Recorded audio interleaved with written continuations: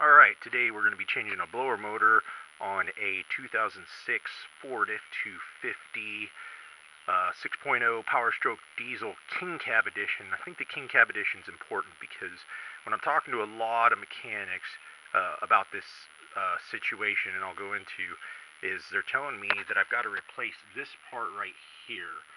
Now the problem with that is it's supposed to be, every video I've ever watched, it's supposed to be a blower AC motor resistor, and when I do the research, a resistor is for a 4-knob AC unit. And let me show you real quick, because I think this is because this is a King Cab edition. I don't have a 4-knob. What I do have is this setup right here, and my fan has a button, and it's got about 10 settings, and it's automatic. It's the auto control. And if someone can point me to a video explaining all that, please do. But at this point, I have not found a video on it, so I'm going to do one. If there are some out there, it'd be great. But I'm going to show you what I'm going to do. There's 3 things. I talked to another mechanic. He said there's 3 steps to take. Number 1 is to replace what we're showing right here, which is this button. If the button's gone out, the blower motor won't respond. The symptoms I'm having is when I turn my AC on, I can feel cold air. But when I turn my AC motor up, it doesn't change speeds, and hence why people are thinking it's the blower motor resistor. But again, I don't have a 4-knob. I've got a digital. So I'm feeling cold air, so there's 3 things I'm going to do. Number 1, I'm hoping I don't have to replace any of this control setup, but if I do, I will. So the other thing, I talked to him, he said to replace the fan relay. And the fan relay is in this box right here. Hope I didn't break that. Anyways, there's some breakers in here. Now, none of them say fan relay, but there's all kinds of stuff on Google you can look up that tell you which fuse to replace for your fan relay and get that solved. So if I have to go there, I will. The other step is the blower motor itself, which is this right here. And I've seen people do this on the internet. It looks pretty easy. Hopefully it's easy for me. Another thing people watch out for is when you replace this, now of course it was the resistor, you can see the AC condenser behind it, and they said watch out for dirt. There's a guy I saw, he's an awesome powerstroke guy. He said watch out for your condenser getting clogged. Well, when I opened it up, it did have a little dirt and junk in there, but nothing too horrible. But I went ahead and washed it out. I saw a guy say just take a garden hose and wash that debris out, get the dirt out of it, the mud and everything like that. But overall it didn't look bad, but I did it just to be safe, and the water drained out like it should. So we're going to go ahead, and again, we're going to replace this blower motor, and we're going to see what happens. So what we want to do on this blower motor is it's pretty much the same as the standard non-King Cab edition. Is you push here. It's pretty straightforward. It tells you what to do. You push on this knob. It's hard to do with one hand, and the electronics should come out. And also there's this blower tube, and this comes off. Alright, so here we are. Got this removed, it comes off, and then the blower motor comes off down here, and you can see the tube right there. So that's off. So the next thing are these 3 screws. Alright, so the tool I'm going to use is the electric drill. I put a long extension on it, and then I put the socket converter on it. So I've got a pretty long reach.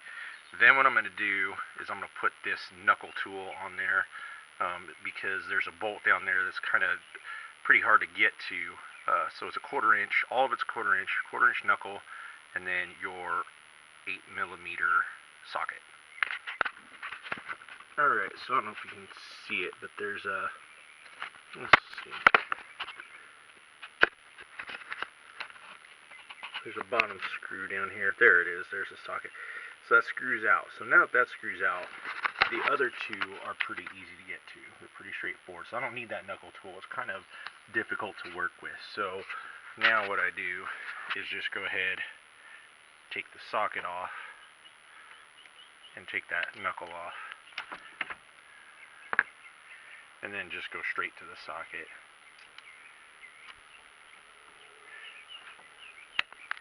The reason that's important is because any of you have ever lost a screw down in your engine, you know how frustrating it is. You can get a new one, but who knows where that screw went, and you don't want to lose them. So Alright, so you know the deal with mechanics. You get it and you're thinking, oh, I got enough clearance, and then when you actually go to pull it, it doesn't have enough clearance. Whatever this thing is right here is in my way. So thankfully it looks like it's only these two bolts, and so I think those are number 10s or something, 10s or 12s, somewhere in there. So I'm going to get those off, and we're going to move this so I have clearance. Alright, so the two mounting bolts, they take your number 10 is what it is. So you need a number 10, either a socket wrench or this handy wrench. Alright, so we've got the two number 10s out. This just basically slips out of a little slide, and then you can maneuver it out. Just be careful, needless to say. Sometimes you think it's easy to just gorilla these things out, and then you end up getting yourself in trouble. Just get it lifted up sideways just like this, and then use the other hand and get that blower motor out of there. Alright, so there it is. There's a blower motor.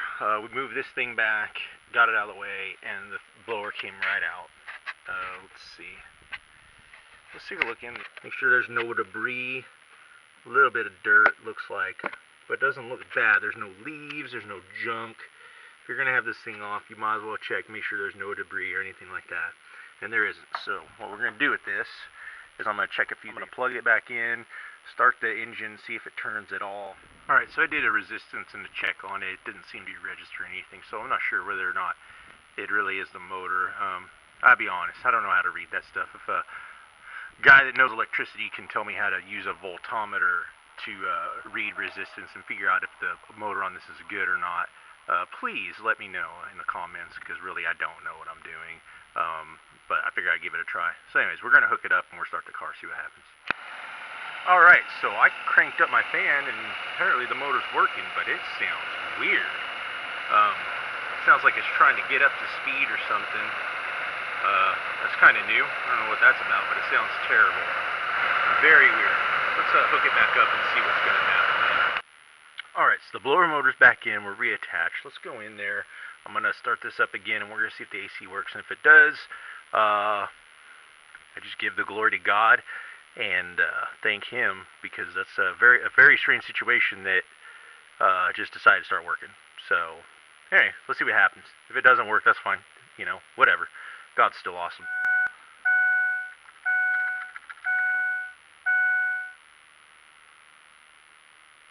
Huh. Well, that's interesting. Now we put it back together, it's not coming through again. Although it sounds like it's working, it just seems like it's not coming through. Something's not right. Let's go take a look. Alright, so here's what happened. It wasn't working, and then I don't know why it decided to start working. I think it's almost like it's getting stuck. I notice it feels like the bearings are rough or something's not quite right. Alright, and as you can tell, let's see. Yeah, there it goes. Okay, so it's working. It's the fan motor. It feels like it's sticking when I spin it, so I think I've got a bad bearing in it. So ultimately, it needs to be replaced. But at least it was working. So that's good news. It's just the fan motor, or the blower. So I'm going to pull it back out and replace it.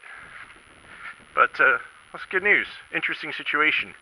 Especially considering I'm glad I kept my hands clear, considering someone else said when you fixed these, they warned about that, to make sure your hands were clear.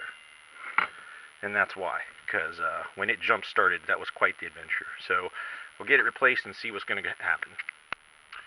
Alright, so here we are with our new blower. As you can see, it's a different color, but that's okay. Same exact thing. You know, the nice thing about pulling your part first is when you get to the store, you can match up your part and make sure everything's exact, make sure your connector's exact, and so that's what we have. Now, when I got the new one, this blower valve doesn't come on a new one, so make absolutely sure that if you get it first and replace it, just keep in mind, you've got to take the old one off and get a new one. When I talk to the guys, they don't sell a new one, so if you have damage to your tube, You're going to have to research where to get one. Thankfully, I did not have damage. It looks pretty good. It's just a little dirty. So let's go ahead and get this slap back on and find out what happens. All right, starting to put it back on. It looks great. Do your first 2 screws and just do them snug, but not full tight. We just want them to hold the blower motor in, because we're going to check the blower motor, make sure it's working before you finalize screwing everything down and reinstalling everything. You can hear it? Oh yeah, that's what I'm talking about. Praise the Lord. We have our AC, we're good. So that was a problem's fixed. Let's finish it up. Alright, here we are. We're all back together. Both those bolts are back in, the number 10s. Electrical connections back in. Electrical connection back in. And electrical connection back in. Also, that blower tube is connected. That was everything that got disconnected to move around. So it's all reconnected. And the last thing you want to do is look through all your engine area and make absolutely sure you did not leave tools anywhere, because it isn't enough that your tools fall down into your engine and you lose an expensive tool. Then it's going to do some damage to your engine, really probably make you upset even more, and then you have to do some more repairs. So anyways, we'll call this good because we've got AC and we're ready to go. All right, be blessed. Take care.